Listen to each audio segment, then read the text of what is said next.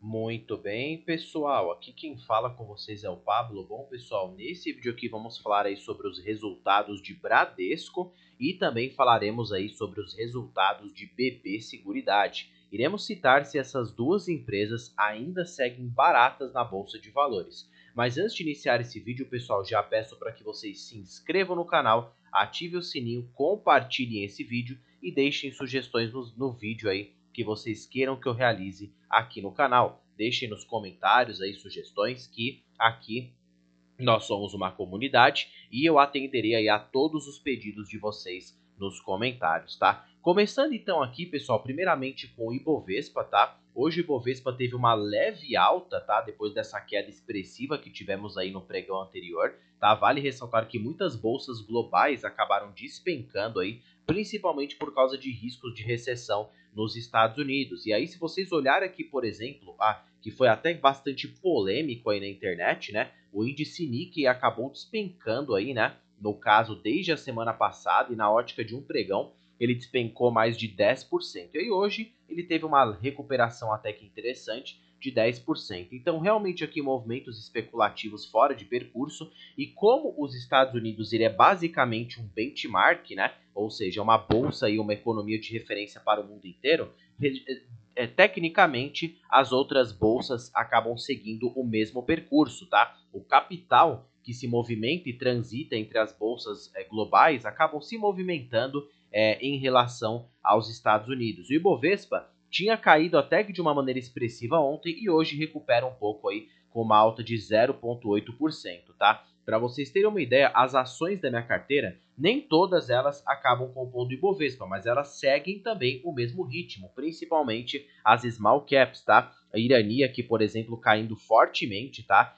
Estava aí cotada mais ou menos a 8,30, 8,40 após resultados, e depois a empresa acabou despencando aí para os 8,4, 8,12, uma queda aí de mais de 3% num dia, tá? Banco do Brasil também apresentou bom ponto aqui, na minha opinião, está num bom preço, tá? E BR Partners também segue caindo. Então as small caps elas sofrem mais aí com a queda e com, no caso, cenários especulativos, tá? Até porque essas empresas elas detêm uma sensibilidade maior ao capital especulativo. E se olharmos aqui no fluxo de capital estrangeiro na Bolsa de Valores, perceba que o estrangeiro saiu com bastante força para o dia 1º de agosto. Tivemos uma saída aí de 534 milhões de reais, tá? E o estrangeiro, ele representa 60% do volume da bolsa, né? E para dia 2 de agosto, tivemos uma entrada de 103 milhões de capital estrangeiro. Então, mesmo com essa leve entrada, perceba que só tivemos saída, principalmente no dia 1º de agosto e no dia 26 de julho, tá? E no dia 25 também, olha só, somente saída, e isso tem levado o Ibovespa lá para baixo, tá? Institucional também, que tem um peso bem relevante aqui na nossa bolsa de valores, que são os fundos locais, né?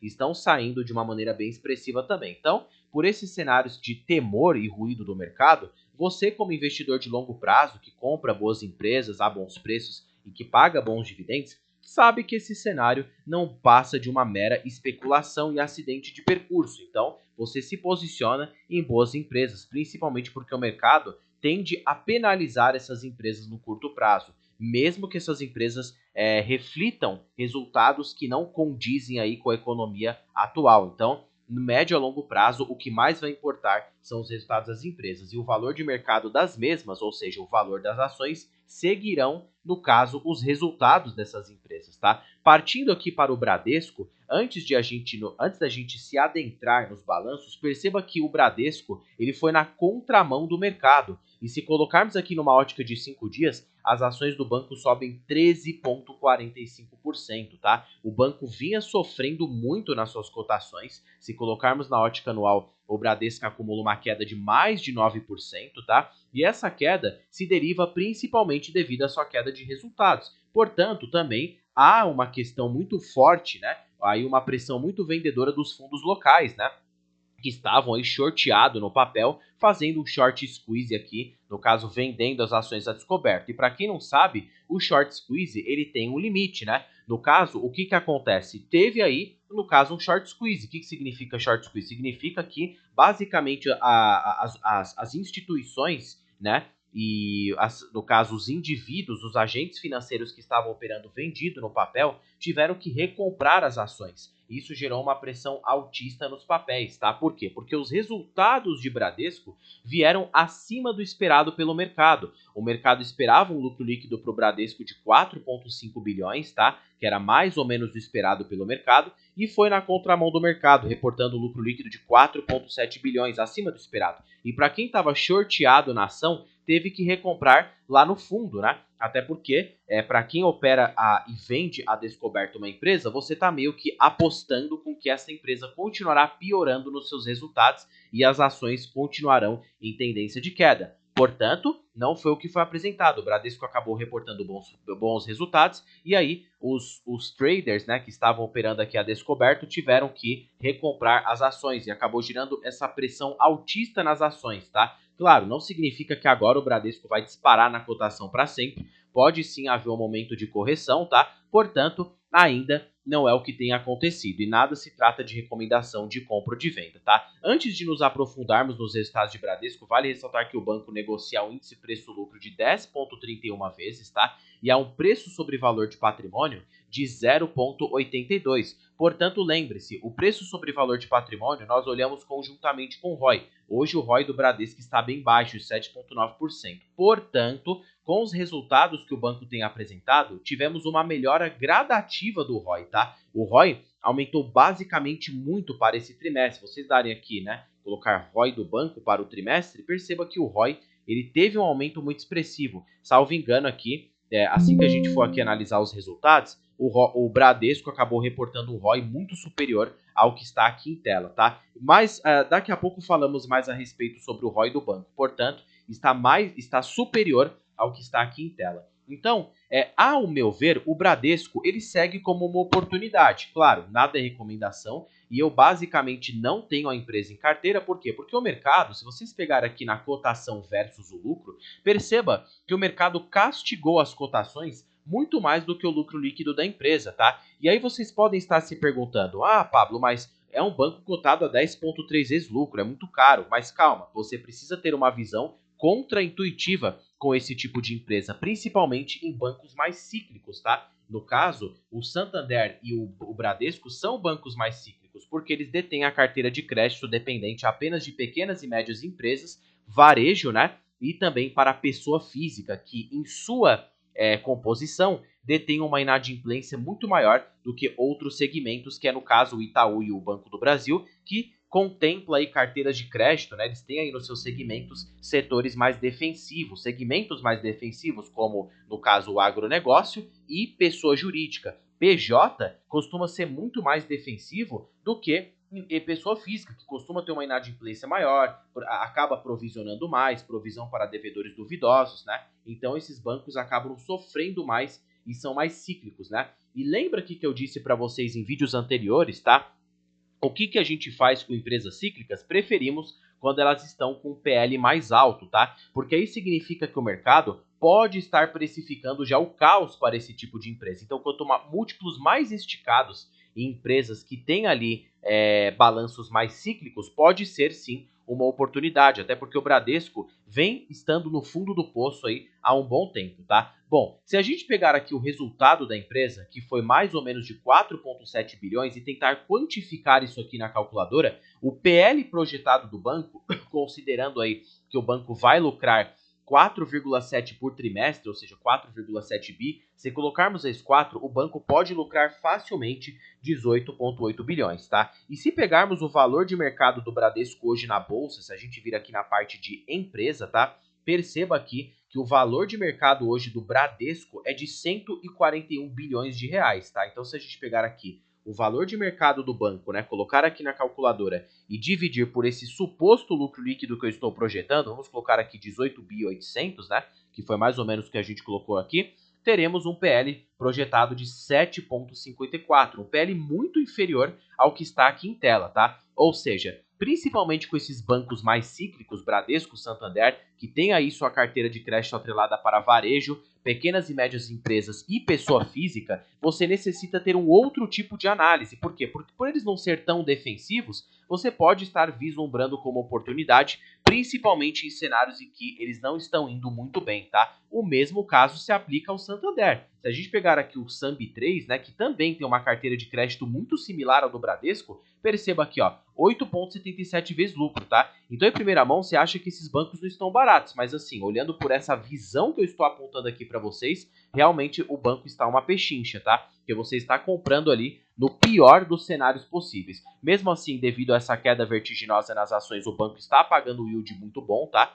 De 9,72%, e ele paga aí de maneira trimestral, tá? Indo aqui para o balanço do Bradesco, pessoal, vemos aqui um lucro de 4,7 bilhões, tivemos já uma evolução da margem líquida da empresa, né? E uma provisão para devedores duvidosos menor, o aumento de carteira, né, da carteira de crédito do banco expandida em todos os segmentos, com destaque para pequenas, médias empresas e pessoa física, como eu já havia citado, melhora da inadimplência, melhora no índice de cobertura, e perceba que a carteira de crédito do banco cresceu no geral, encerrou em 912 bilhões, teve aí 5%, né, uma alta aí, né, e um crescimento, né, no caso aí, para a pessoa física, micro, pequenas e médias empresas, e no caso o Bradesco pode sim estar em um ponto de inflexão, ou seja, no seu pior aí dos resultados, e agora já está com perspectivas de melhoras pelo mercado, tá? Cresceu em todas as suas linhas de negócio, a performance para a pessoa física também vem crescendo, e perceba que a inadimplência atingiu esse topo aqui de 6,7 e agora vem caindo, tá? Ou seja, a provisão para devedores duvidosos, principalmente para a pessoa física, já vem se reduzindo, tá? Isso aqui é muito bom. Perceba aqui também, pessoal, que se olharmos aqui na ótica de margem financeira, o banco teve uma boa evolução, um aumento de 2,8% na ótica trimestral para a margem financeira. E a margem líquida do banco voltou a se recuperar, cresceu também, né?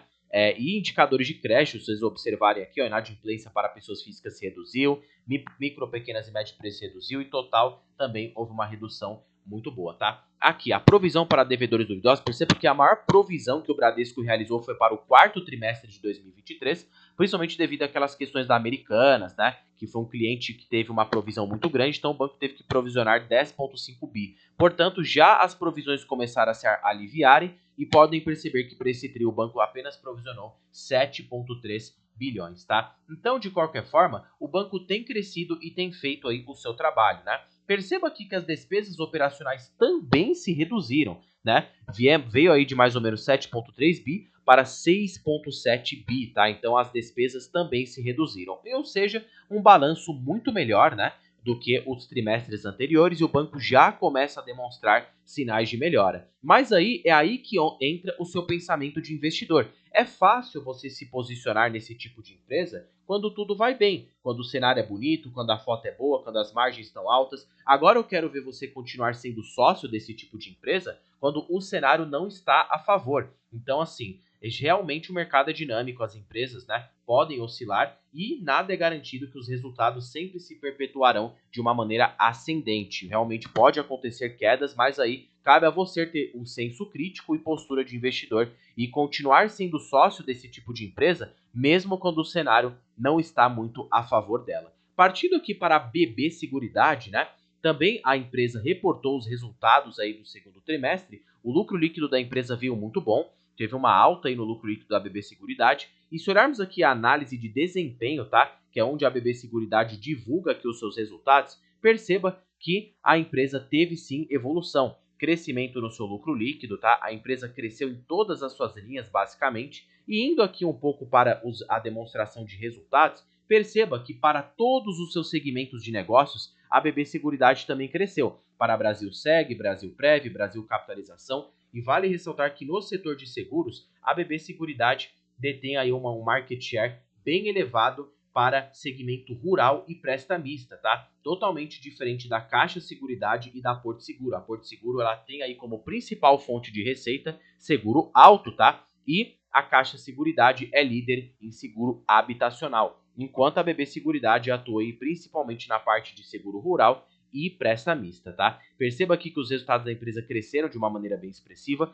e o lucro líquido ajustado aqui para o segundo trimestre de 2024 foi de 1,8 bilhões, tá? Foi levemente superior, 1,6% superior ao lucro líquido do primeiro tri de 2024, tá? Então a empresa cresceu tanto em todas as suas linhas de negócio e tanto no seu lucro líquido. A companhia também vale ressaltar que aprovou um provento de 1,39 por ação, até porque a BB Seguridade paga 90% do lucro líquido em forma de proventos, tá? Cresceu aqui em todas as suas linhas, como a gente já citou. Perceba que o resultado financeiro também segue muito, muito confortável e a empresa acaba, lembre-se que uma seguradora, ela se beneficia em dois cenários, tanto em taxa de juros alta como em taxas de juros baixas, tá? Taxas de juros altas porque a empresa ela acaba aí aplicando seus recursos na renda fixa e colhem os juros dessa aplicação. E taxa de juros baixa porque isso aqui facilita aí o resultado financeiro da empresa. A empresa acaba tendo provisões e dívidas menores e faz com que agentes aí financeiros acabem barateando e procurando crédito, tá? Consequentemente, esse tipo de empresa se beneficia tanto em alta dos juros como baixa dos juros. Por isso que seguradora, a gente faz até que uma metáfora, né? Que não pode faltar numa carteira de dividendos, tá? Além de ter alta recorrência de dividendos, são empresas altamente resilientes e seguras, e vale ressaltar que o setor de seguros aqui no Brasil ainda é baixo penetrado, cresce a uma taxa média aí anual de 8 a 10% ao ano. Realmente um setor aqui muito, muito previsível, tá? Partindo aqui para os múltiplos da BB Seguridade, é uma empresa que segue barata na Bolsa de Valores, cotada a 8,30 vezes lucro, tá? Se colocarmos com os seus pares de Caixa Seguridade, hoje a Caixa Seguridade negocia múltiplos bem mais elevados, de mais ou menos 11 vezes lucro, tá? E perceba aqui também que a Porto Seguro, né, no caso aqui, que atua aí na questão de seguro de automóvel, né, perceba que a empresa negocia um múltiplo de 7,70. Portanto,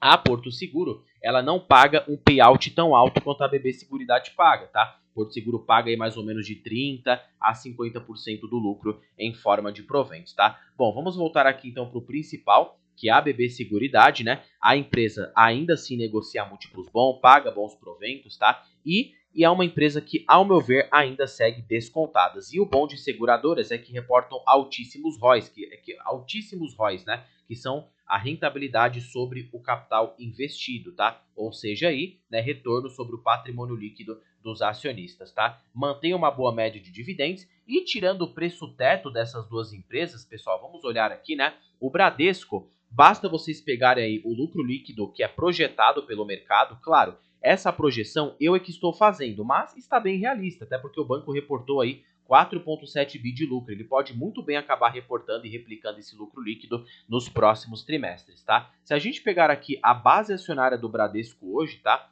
Vamos aqui então em base acionária do banco.